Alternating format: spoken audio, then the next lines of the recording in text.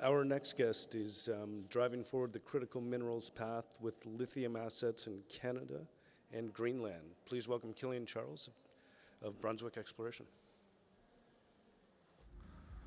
All right, well, thank you for coming here. Quebec government, there we go.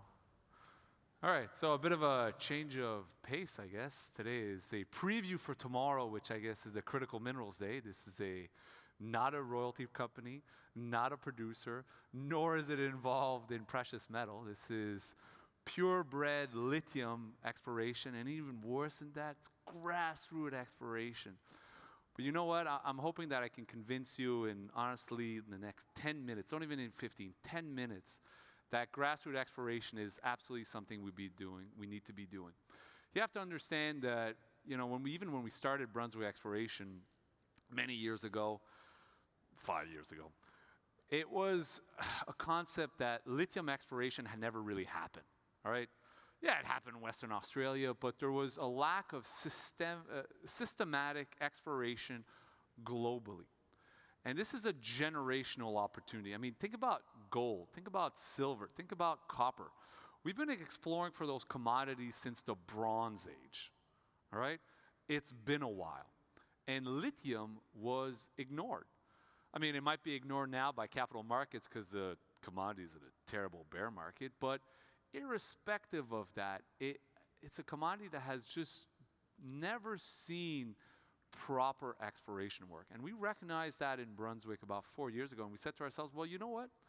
There's a lot of smart people doing silver exploration, as we just saw. There's a lot of smart people doing gold or copper exploration, but there's not a lot of people doing lithium exploration. And so why don't we become the experts on that? And so inside Brunswick at the start, we launched pretty much the largest pan-Canadian program. For a junior, we explored every single province in Canada outside of BC and Yukon over the course of like 18 months. That's a staggering endeavor for us, for a small junior, if you will, to do so.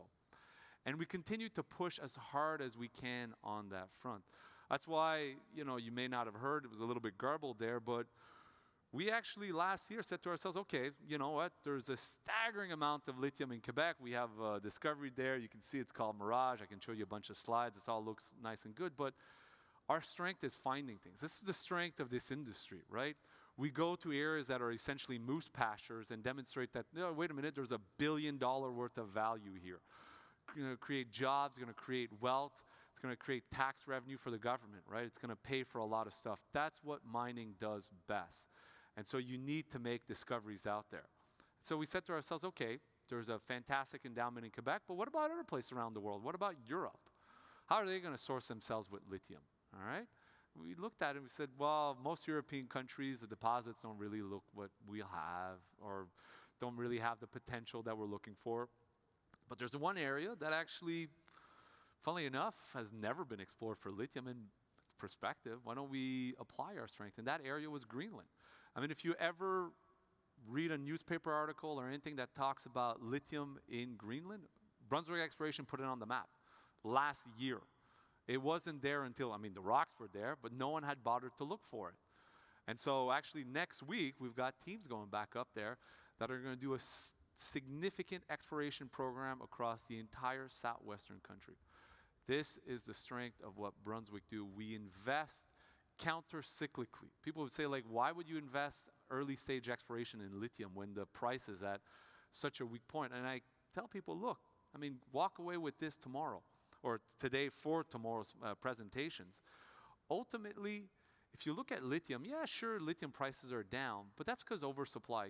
You have to understand that the lithium market, in terms of demand, grew staggering amounts. Year over year, 70%, 80%.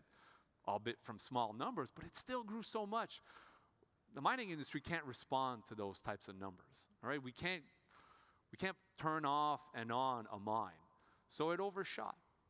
And that's what we're seeing. People tell me, oh, Killian, there's so much supply out there. I'm like, good, we need supply. If we're going to do decarbonization, if we're going to do things of that nature, we need a heck of a lot of lithium because we use a heck of a lot of oil, right? We need to find a lot of lithium. And so, our view is that's fine. As long as demand is strong, then things will sort themselves out. It might take 12 months, might take 18 months, but it'll get there. And that's what we see strong demand because we're seeing renewable growth. Forget about EVs. I mean, that was the big talk when the last cycle came around. Pointless. I mean, it's not pointless. We need them.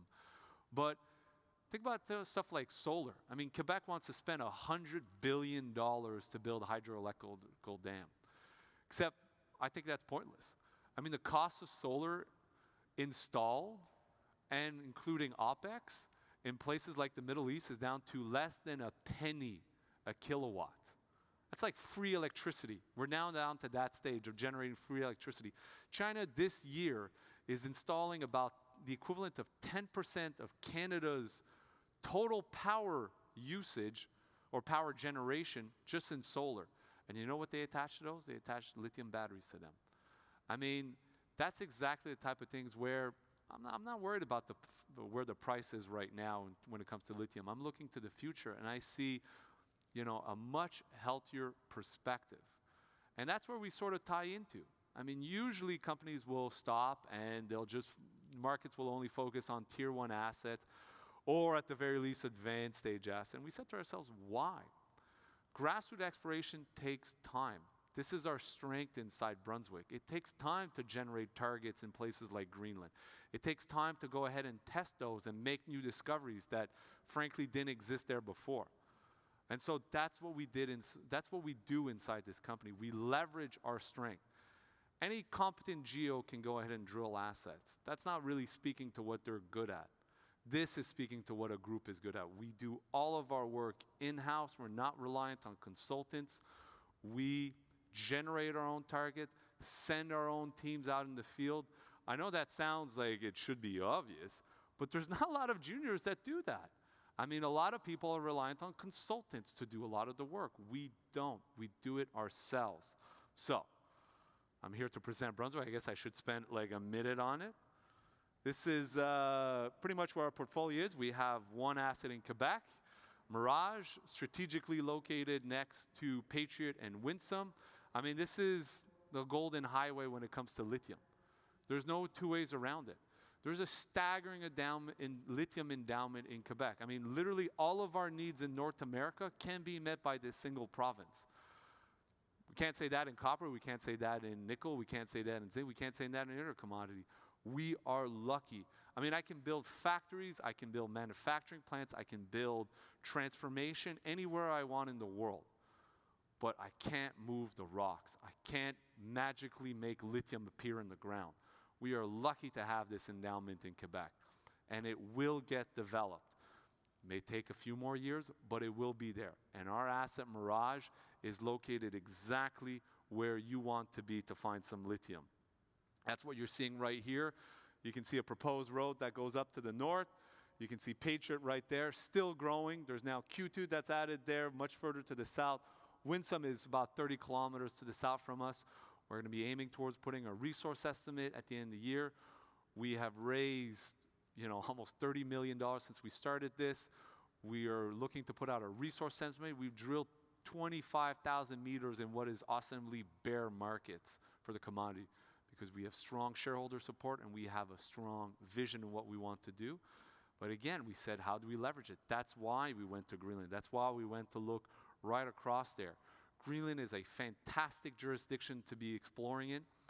I mean, you can see there, the capital is Nuuk, pretty much same latitude as Nuuk is Iqaluit, the capital of Nunavut. In the winter, Iqaluit will be what, -30, -35. Nuuk will be -10. Ice-free year-round on the coast. We think about our assets strategically. I'm not just doing grassroots exploration for the fun of it. From the get-go, we know exactly what we're looking for. A minimum of 50 million tons. Dense media separation for metallurgy. It's a mechanical separation. Spodumene, the mineral, we only want that. We want to be within 50 kilometers from infrastructure. Here we're along the coast. There's our infrastructure. We can build a deep sea port and it goes on a boat. If ever you're seeing these types of assets, the rest of your career, if they don't meet those criteria on the lithium side, just zone out or walk away or just politely nod and move on. Those are minimum criteria. That's how we do our exploration work. And we are absolutely going to continue leveraging our strength. We just wrapped up a financing that we completed last week. You know, we had a strategic investor that wanted to put in $1 million. I decided to open it up, do a pseudo rights offering. We ended up with $3.5 million, right? We are able to finance ourselves. We are able to execute our strategy, unlike a lot of other companies out there. And we will absolutely go ahead and execute. We are still looking at the forefront. We are still looking, just like when we were first mover, now only mover in Greenland, there are other places we're saying, well, why can't we repeat this success? It is in our DNA to find things, make discoveries. We are shareholders of this company. Management and insiders own in excess of 30%. If you add up to friends and family and long-term shareholders, you are well above the 60% mark, all right? We support the work that we're doing. We are right in there in the trenches, and we are not faltering in terms of what we want to do.